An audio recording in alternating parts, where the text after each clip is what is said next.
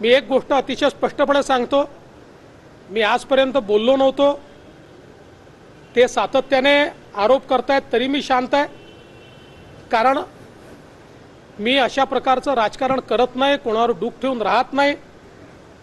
पण माझा एक सिद्धांत पक्का आहे, मी कोणाच्या नादी लागत नाही, कोणी नादी लागलं तर सोडत नाही।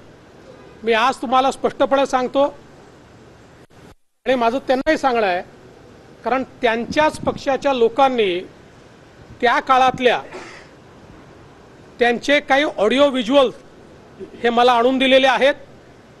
त्यामध्ये ते उद्धव ठाकरेंबद्दल काय बोलतायत, ते पवार साहेबांबद्दल काय बोलतायत,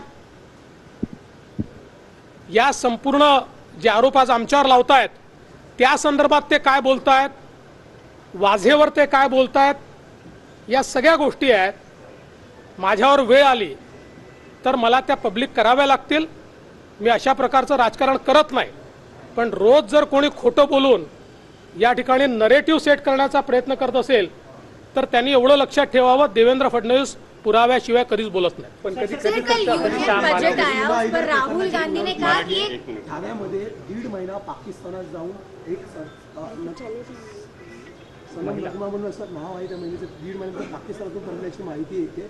एकंदरीत फसवणूक झालेली दिसून येते। याच्या संदर्भात सुद्धा चौकशी नाही, या संदर्भात अगदी सखोल चौकशी केली जाईल आणि सखोल चौकशी करून त्या संदर्भात योग्य ती कारवाई केली जाईल। सर, तुम्हाला एकंदरीत